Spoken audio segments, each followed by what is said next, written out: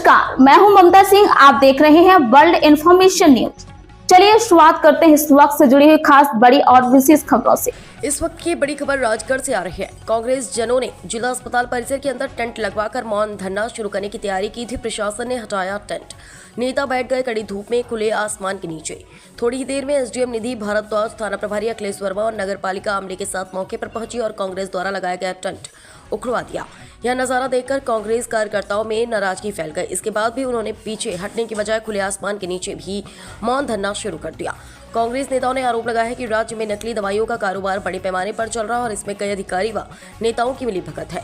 धरने के दौरान एसडीएम निधि भारद्वाज ने कांग्रेस जनों से कहा है कि अस्पताल परिसर में किसी भी तरह की राजनीतिक कार्यक्रम प्रतिबंधित है। उन्होंने कहा कि अनुमति पहले ही निरस्त की जा चुकी थी, इसलिए यह धरना नियम विरुद्ध है।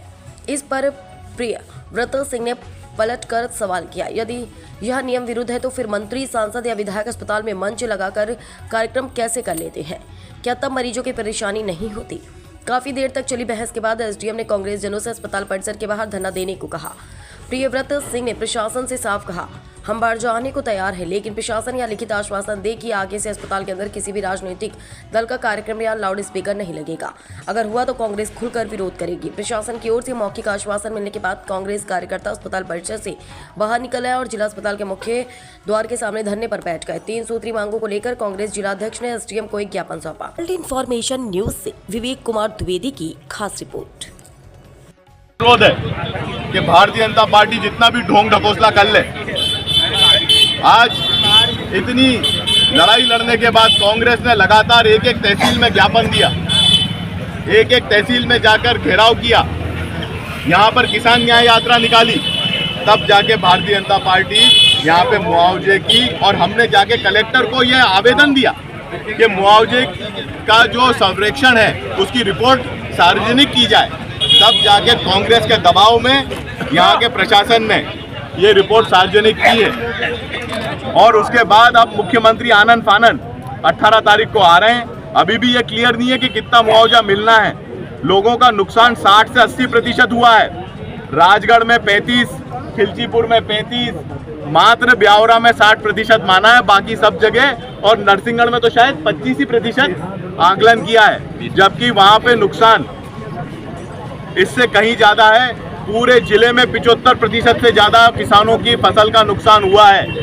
पर भारतीय जनता पार्टी की सरकार की पहले तो मंशा नहीं थी, पर कांग्रेस पार्टी के प्रदर्शन और किसान न्याय यात्रा के दबाव में आकर उनने मुआवजा बांटने का दिन तय किया। पहले हम देखेंगे मुआवजा। और कुछ भारतीय जनता पार्टी के जनप्रतिनिधि, खिलचीपुर के जो विधायक हैं, वो स्वयं तो अपनी पत्नी को मुख्यमंत्री तीर्थ दर्शन योजना में भेजते हैं और अभी सम्मेलन में एक झूठा भाषण दे रहे थे कि जब कांग्रेस की सरकार थी तब मुआवजा नहीं मिला। मैं भारतीय जनता पार्टी के इन नेताओं के कान खोलना चाहता हूं कि 2019 में जब मैं भारतीय कांग्रेस पार्टी की सरकार में मंत्री था, तब 500 करोड़ से ऊपर मुआवजा और 700 करोड़ से ऊपर बीमा किसानों के, राजगढ़ जिले के किसानों के खाते में डाला। ये कमलनाथ जी की सोच थी, उस समय राजा दिग्विजय सिंह जी की सोच थी। उसके आधार पर यहाँ के किसानों को फायदा मिला था। ये झूठा भ्रम फैलाते हैं कि कांग्रेस ने कुछ नहीं दिया। कांग्रेस ने इस जिले का जितना सर्वांगीण विकास है सब कांग्रेस ने किया है। ये मेडिकल कॉलेज की बात करते हैं। मेडिकल कॉलेज की जो घोषणा कमलनाथ जी ने करी, भारतीय जनता पार्टी की सरकार 2003 में बन गई थी, पर राजगढ़ मेडिकल कॉलेज का प्रस्ताव जो मध्य प्रदेश से केंद्र सरकार में जाना था वो 2019 में गया। मैं पूछना चाहता हूं, 15 साल आपकी सरकार थी, आपने प्रस्ताव क्यों नहीं भेजा? ये कमलनाथ जी की सरकार ने प्रस्ताव भेजा, उस पे से हुई, हमारी सरकार बीच में गिर गई, इसलिए आपकी सरकार में कंप्लीट हुआ। अगर आप हमारी सरकार चोरी नहीं करते तो हमें हमारी सरकार में ही कंप्लीट होता मेडिकल कॉलेज, और कहीं तेजी से होता जो आज ये अधूरा काम पड़ा या पड़ा नहीं रहता। तो मेरा यही अनुरोध है कि इस प्रकार का भ्रम जो भाजपा फैलाती है, आज अस्पताल की अव्यवस्था देखिए, हमें तो बाहर बिठा दिया पर यहाँ ओटी बंद है, यहाँ सिजेरियन ऑपरेशन नहीं हो रहे हैं, गायनेकोलॉजिस्ट उपस्थित नहीं है, सर्जन उपस्थित नहीं है। अरे भाई, भारतीय जनता पार्टी के लोगों से मैं कहना चाहता हूँ, सोनोग्राफी नहीं है, आप अस्पताल की सुविधाओं पे, आपकी सरकार है, सुविधाओं पे ध्यान दो। इस बात पे मत दो कि कांग्रेस क्या प्रदर्शन कर रही है। और मासूम बच्चों की मौत पे हम राजनीति नहीं करना चाहते थे। हमने मौन धरना देके संदेश दिया है कि भ्रष्टाचार बंद करो, नकली दवाइयों का धंधा बंद करो, ऐसी घटना ना हो। चलो, ये जिस तरीके से अभी आप लोगों को मना किया है, भविष्य में यदि ऐसे कार्यक्रम होते हैं तो कांग्रेस का क्या कदम है? कांग्रेस विरोध करेगी, पुरजोर विरोध करेगी, हर स्तर पे विरोध करेगी और आंदोलन करेगी, और जरूरत पड़ेगी तो वो सारे काम करेगी जो प्रशासन के विरोध के लिए करने चाहिए। एक ज्ञापन के माध्यम से क्या मांग की है प्रशासन से? हमने मांग ये की है कि एक तो नकली दवाई के व्यापार पे यहाँ पे रोक लगनी चाहिए, उन अधिकारियों के खिलाफ कार्रवाई होनी चाहिए जिनने इन नकली दवाइयों की विक्रय के लिए परमिशन दी थी। और तीसरी जो मांग है, स्वास्थ्य मंत्री जो हमारे प्रदेश के उप मुख्यमंत्री हैं उनका इस्तीफा होना चाहिए। और साथ साथ ही राजगढ़ जिला अस्पताल में अब माइक का कार्यक्रम नहीं होना चाहिए।